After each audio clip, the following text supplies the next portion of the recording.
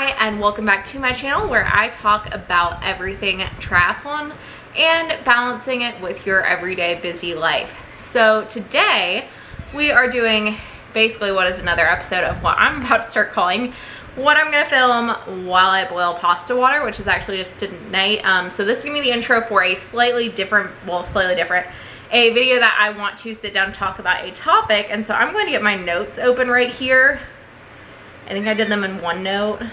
I'm trying out like Microsoft's stuff, which I actually really like for scheduling. So today, I guess I should tell you what we're gonna talk about. So we're gonna talk about, and this is gonna actually span 2 weeks. So today's gonna be kind of a first impression. We're gonna check in at the midway point, and then we're going to do a final summation of my thoughts on Taryn's Mottiv method. Well, the Mottiv app that was created by Taryn. I don't actually know Taryn's last name. I think it starts with a G. But he was triathlon Taryn for a long time on YouTube. He was really the only person in the triathlon space that I could find for a long time on YouTube when I was looking for people to follow just for informational content, as well as I like to watch kind of a combination of stuff like what I'm filming right now, as well as some vlog type videos. So let's jump right in. So why did I decide to cover the app? Well, so his content has definitely shifted, and I think it's great that he's found an opportunity where he is able to take something he really loves and seems to have a passion for and turn it into his business. So if you watch his older videos, he provided a lot of informational content as well as his own training. And then over time, he definitely transitioned more over to just informational content.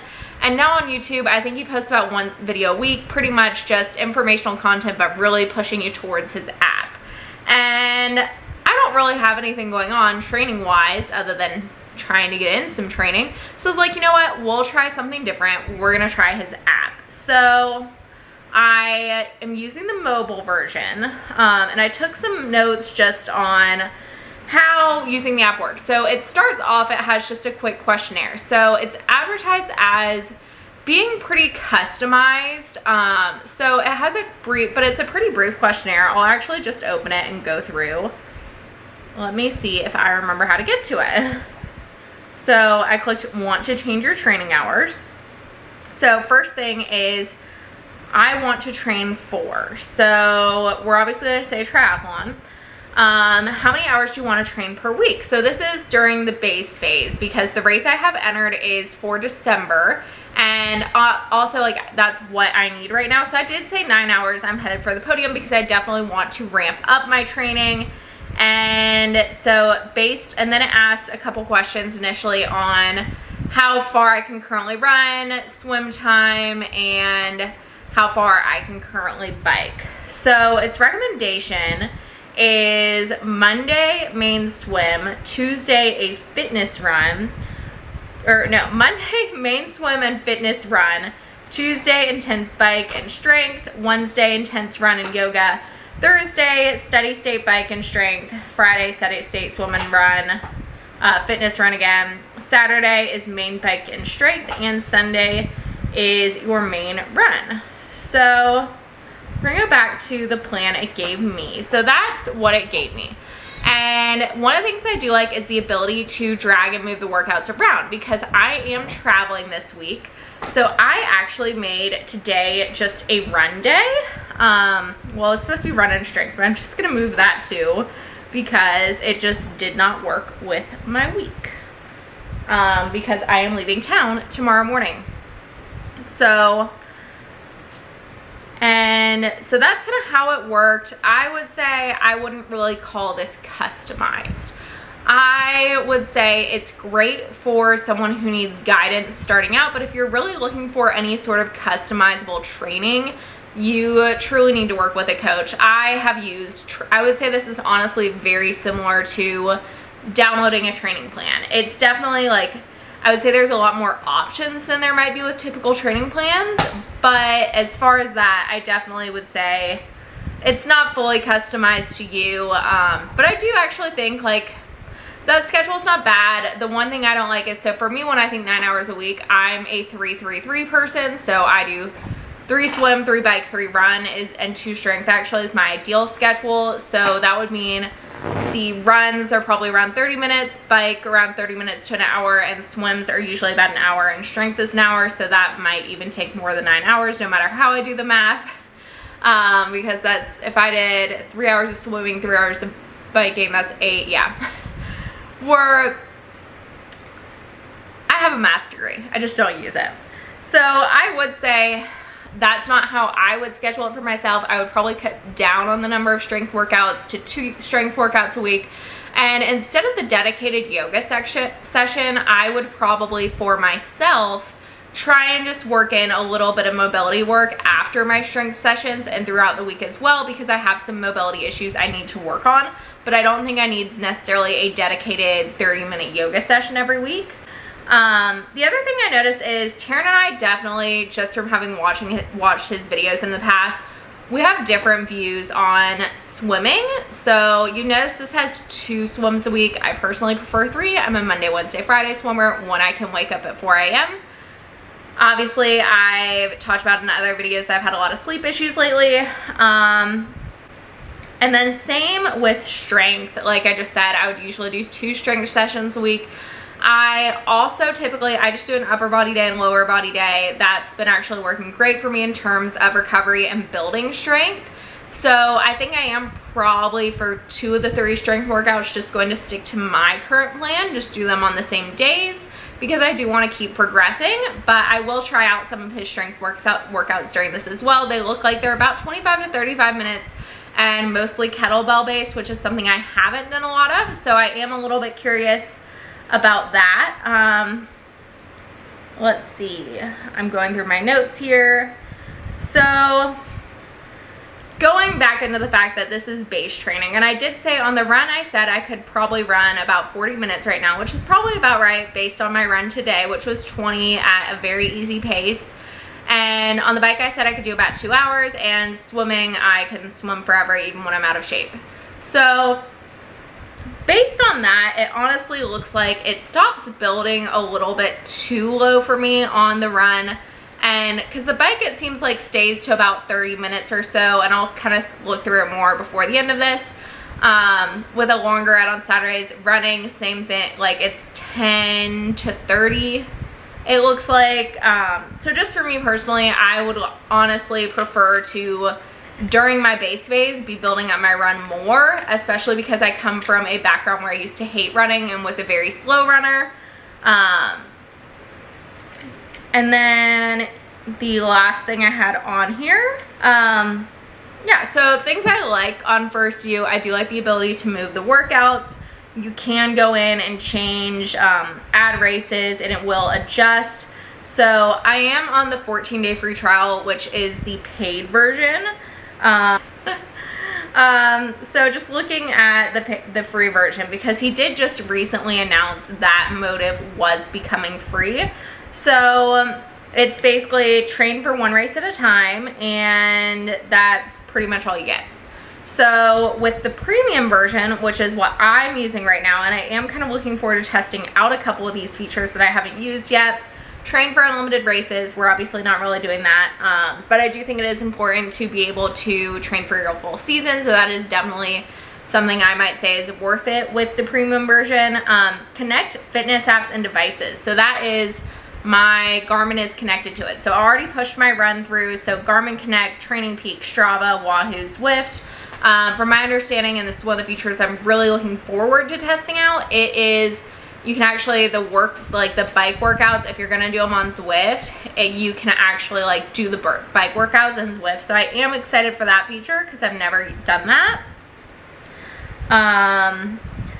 Oh, so here's another one that I think is actually pretty important and useful, is getting your pace, power, and heart rate zones and targets for a workout. But yeah, so that's kind of my first look. I am going to go finish making my dinner and catch up with you in about a week. So I just finished the second workout from Mottiv that I'm doing. So I started this video 3 weeks ago before I went on vacation, intending to use it more while I was on the paid trial, or like the trial of the paid version, and less and like doing a week while I was on like the free version. Then I went on vacation and I just enjoyed vacation. So just finished up the second actual workout that I've done from it. So this was a bike workout. Sorry, multitasking here. I intended to do more of the workouts on the paid version. Let's feed the cat his share of yogurt. There we go. But I didn't, just because life. So just finished a bike workout. It was titled Intense Bike 1. No, sir. No, he's not sharing. No. That's his. Excuse me. Sorry, animals. So it was titled Intense Bike 1, and it definitely was that. So it had, during the main set of the workout, a total of 32 20-second intervals with 10 seconds rest. So in the free version, there aren't zones. And the one thing I would have liked was just like, even if it is like, it doesn't have your zones calculated, giving a couple like guidance. So I think RPE was in there for the like surges during the warm-up. I can't remember if it was in the actual workout or not. And then I would have also just liked to see like a general guidance of cadence. So should this be as if I'm going uphill on these sprints or on a flat? So just that sort of thing would have been helpful, but overall it was actually a pretty good workout. So yeah, that was my second Mottiv workout, and I have some more, like I've spent a lot of time in the app, so I'm gonna sit down and at the end of this week probably actually film kind of total thoughts, and I'll come back on as I get through a couple more workouts just to talk about how they went. So I just finished a Mottiv run workout. So this is the second Mottiv run workout I've done. I wonder if I like, yes. Okay, so I'll have to open on my phone. So it was 10-minute warm up of easy jogging, and then 8 times 30 seconds fast sprint, 90 seconds zone 2, or like 3 to 4 rated perceived exertion. I feel like I did pretty well of keeping up with that. It was, I mean, it's hot, so zone 2 was definitely walking, which I'm gonna put in the notes. Walking due to heat. Because I definitely can stay in zone 2 running more than I could for a while. So yeah, it was good. I actually really liked the workout. Since, I'm trying to think, and sorry I'm not looking at my camera. I'm so hot, like thinking is not working well. So since it was short intervals, I basically used rated perceived exertion anyway, even though I did have heart rate, because with shorter intervals, what you run into is heart rate is a lagging indicator. So my heart rate hasn't even hit the max of what it would hit at that pace when I'm switching over to my recovery most of the time. So like I had one where I was like low zone 4 and it was like zone 5 shortly after I started walking for my recovery. Also, the cool thing about this workout, for me at least, because I am walking for my recovery right now, which is, I felt like I had a good opportunity to go out and get on like slightly. Okay, so I just finished my second Mottiv bike workout that I've done, that like I actually did the workout. So I honestly thought I wasn't gonna like this workout when I started. Kind of how I felt on the other one. So this one was a 10-minute warm-up, a set, like I'm waiting for this to load because I don't want to mess it up. I modified it slightly, I would say, just based on my goals and where I know I've struggled on the bike in the past. So 10-minute warm-up, 7 minutes moderate effort with lower cadence, 70-80. So I did that effort more like a zone 2, so Ironman pace around 80 to 90, because I am a pedal masher, so my priority really does still need to be those slightly higher cadences and keeping that smooth. And then 13-minute strong effort with lower cadence of 70 RPM. So I did that part between 70 and 80, and my power went up quite a bit between the two, so I feel like I achieved the point there. It did work out. So on a vlog I did like the vlog I was filming while I got ready for this. Or I guess, I don't know, maybe that clip is gonna go before this. So I did film, so I said I picked a route with a hill in it, and the goal was like I wanted to get some of that lower cadence work on the hill, and there's like a pre-hill to that hill. It's the Sand and Sequoias route in Watopia. So I ended up, I hit like that pre-hill about halfway through the interval, the 13-minute interval. So I got a mix of flat and hill, so that was good. And then on the recovery, so there's 5 minutes recovery at the end, I just took it easy, tried to, again, get back to that 80 plus cadence and just ride how I feel, because I do have a strength workout to go get in about 30 minutes. So again, I actually really liked the workout, and I'm gonna try and get in 1 or 2 more workouts and then wrap this video up.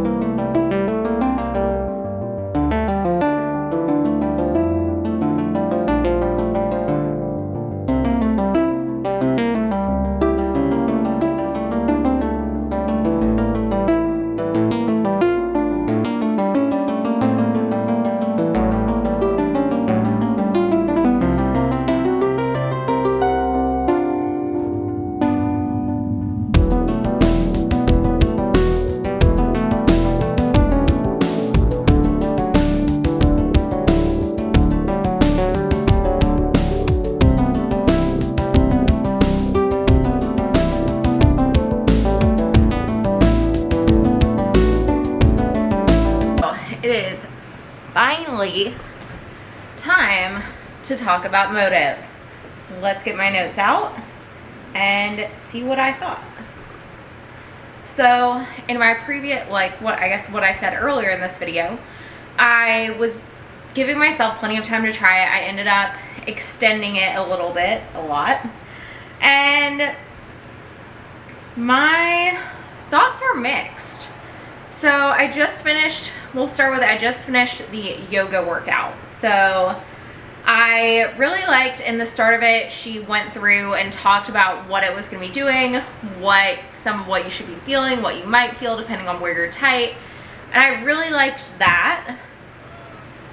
And I'm trying to give both positives and negatives. I also really liked that she did it. There was a brief warm up to it, but for me personally, it just wasn't the kind of yoga that I like. I like a little bit more, I guess, of beginner's yoga. All of the twisting, a couple of the twists are actually twists I would not typically do in a yoga class, just because I know my limitations when it comes to mobility.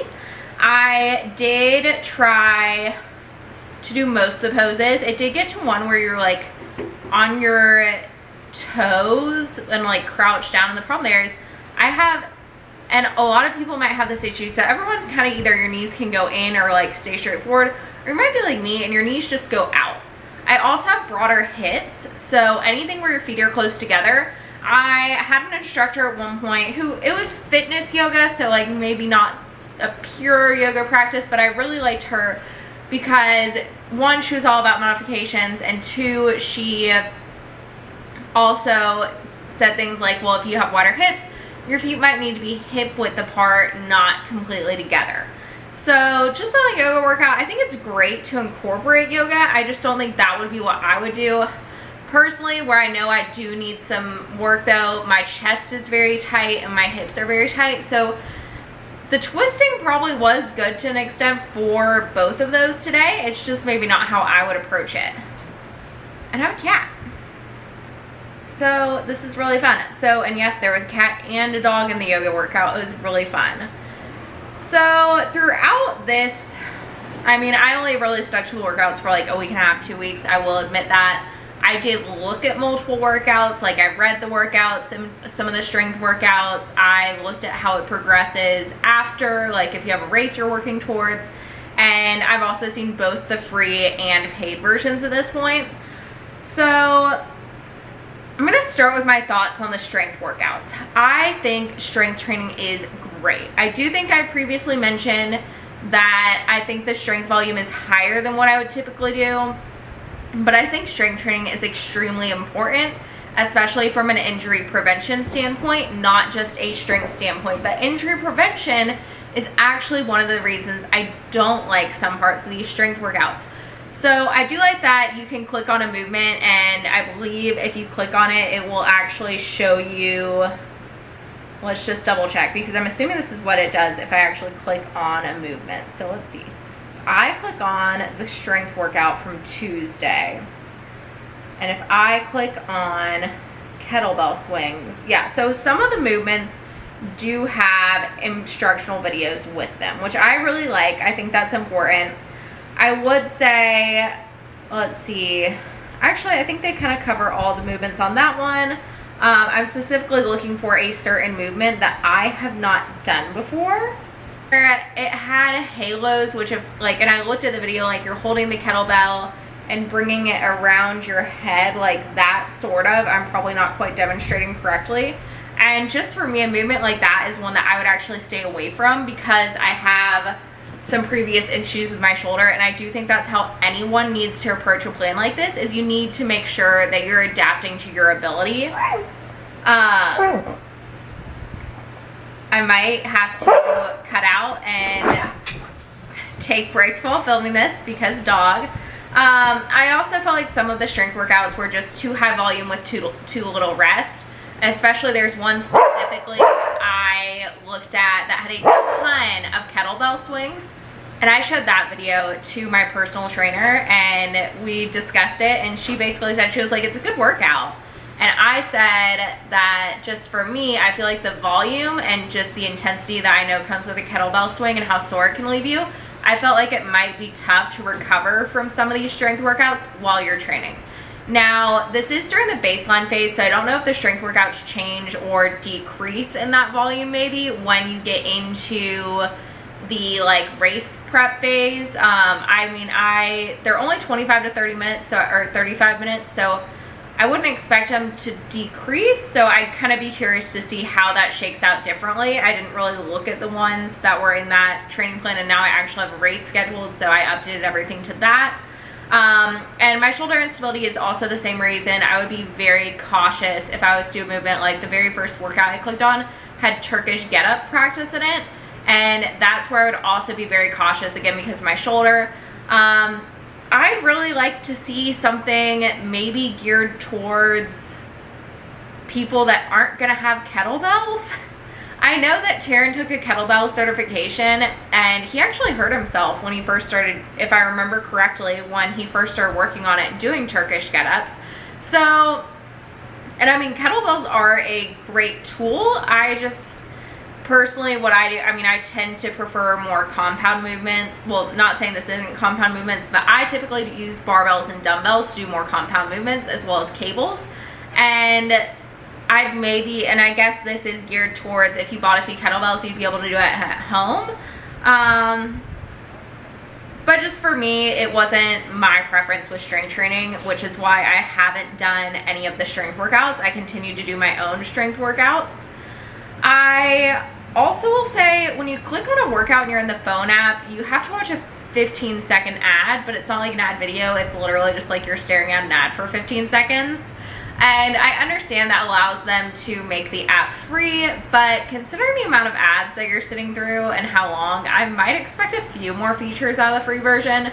The biggest thing I notice is one is zones. So you're not gonna have calculated zones using the free program that's only available with the premium. And the other one is the ability to train for more than one race at a time. I am next year hoping to fit in a couple other races around the larger one I have scheduled. So for me, I think it would be really important to make sure I'm tapering, peaking properly for all of that and not just for the 1A race. Okay, so editing Alex popping in here just to make one more note on the strength programs, because I was so focused on the movements I didn't like that I forgot to mention what I do like, which is that they are an effective full body workout. They do a good job of both unilateral and bilateral movements. So I think overall they are effective and have good movements. It's just not my preference when training. The other thing that lost me is the nutrition advice. And this is just because, and I don't know for sure, I couldn't find anything on like the app that explains who came up with the nutrition advice, if they worked with dietitians or not. But there is nutrition advice as to like workout and during the workout. I do like the during the workout ones for the longer workouts. I think nutrition during a workout is really important, but I also think that I don't really agree with all that it's saying. So personally, again, all my opinion based on my experience and what works best for me, I think most people need carbs. I know I need carbs. And to see for a long workout, a pre-workout, eat a protein and a fat focused meal. Workout hydration, light electrolyte drink with less than 40 calories. Workout calories, keep your blood sugar stable, targeting 231 calories per hour from a non-carb source. So if you look at most sports nutrition foods, so I'm talking about foods made specifically for during activity, like GU, Power Bar, whatever else, like Hammer, all of that, most of them are typically more carb sources because that's going to be the most immediate source of energy for your body. Now, there are people, I believe including Taryn himself, that are more fat adapted. So I think there needs to be more information given around, you can't just go from where I am right now and completely flip your nutrition to less carbs during and pre-workout. So that's kind of where he kind of lost me. I mean, I do think it's very important on longer workouts to be fueling, but the type of fuel, for me personally, it's not ideal. So going back through my other notes here, I did overall think the app was easy to use. I felt like if the easiest way though was to use it on my phone using the actual app, versus I felt like sometimes it was like glitching on my computer or on the website on my phone. And that was just really when dragging and dropping workouts. When you're in the actual app on the phone, it was actually pretty nice. I will also say, so I didn't do their swim workouts. I actually haven't swam in a while and I need to. I was going to. I mean, obviously I probably have a bit of a different view on swimming volume coming from a swimming past. And I am kind of actually more on the side of anti-toys while swimming. And when I say that, I'm talking about snorkels, buoys, bands, fins, paddles. I think for a beginner swimmer, the only pieces of equipment I would recommend to start would be, I would say a buoy and fins.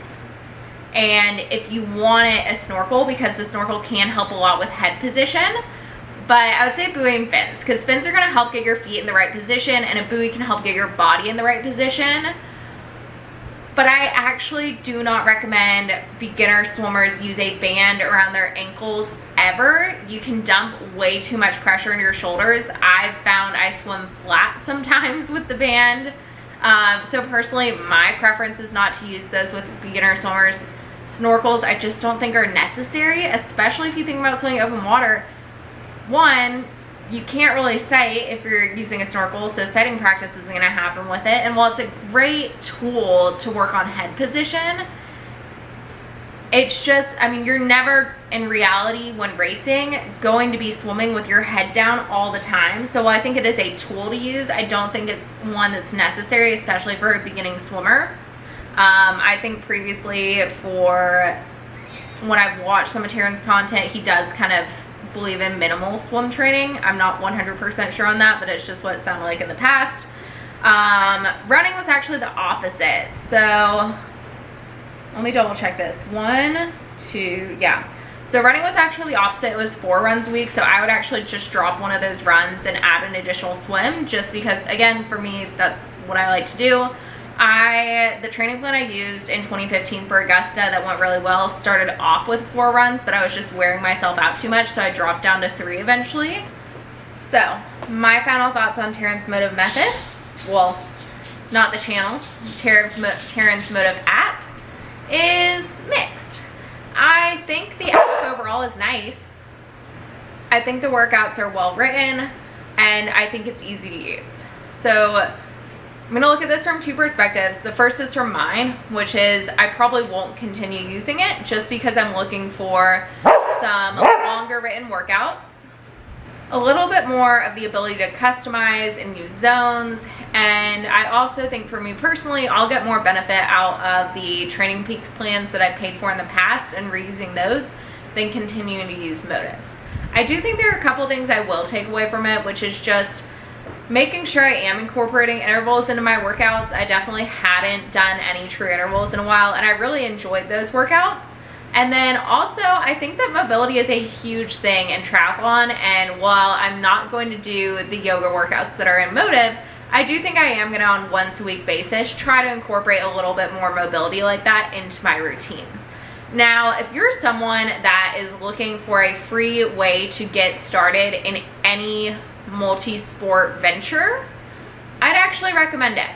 I think it is easy to use. They offer a very wide variety of endurance training, not just triathlon. So while I was looking at their triathlon plans, actually I can just pull it up here and show. So you can click if you ever want to change what you're training for. So they have triathlon, running, cycling, duathlon, and swim run listed in here. So if you're looking to train for any of those events, I would recommend it as a good starting point. If you're just looking for something basic and not super customized, the free plan is really easy to use and it's easy to follow. Especially the volume wasn't anything crazy, unlike some of the other plans that I've seen people putting out there. I would also say you should still make sure when you're looking at things like the strength workouts that you are being true to yourself and your needs. Now, if you do have multiple races in a season, I would recommend going up to the premium version because that does give you the ability to train for multiple races at a time. I also really like how much the premium version integrates with things like Training Peaks, Garmin, and Zwift. That's kind of the one thing I missed out on when it switched over to when the free trial ended, because I really like the ability to pull up the workout from Training Peaks in Zwift versus having to just think about it in my head. I also really like with that just that it automatically uploads your workouts and that they were completed into the app. So I think that's one thing that I do think is definitely somewhat worth it. In the end, it's obviously up to you what's going to be best for you and your goals. I would recommend, if you are considering it, I would definitely recommend checking it out. Like I said, I used the 2-week free trial of the premium version and then switched over to the free version. And I may end up revisiting this in the future if my training goals and needs end up changing. So overall, while there are some things, and I feel like I probably more highlighted the things I didn't like just because it's so easy to pick those apart, there are a lot of things I like. And like I said, I think the workouts are well written. I just don't think all of the workouts meet my needs when it comes to things like the strength yoga and swimming, and as well as the distance, just because I'm looking for my weekday bike rides to be about an hour versus these were all 30 minutes and seem to be continuing that way. And that may have been because of where I put my base in when I set this up. So I don't know if it actually may give some people longer and some people shorter. So I would also be interested to see that. So with all of that said, overall, I think it's definitely worth a look. I think Taryn did a good job of putting a lot into this and trying to create an app for all types of athletes. There's even a kind of a social media aspect to this. So I think it's definitely worth checking out. And if you have tried Mottiv yourself or are considering trying Mottiv, please drop a comment below and let me know what your thoughts or your experiences were. And as usual, if you like this video, please do not forget to hit that like and subscribe button down below, and I will catch you in the next one.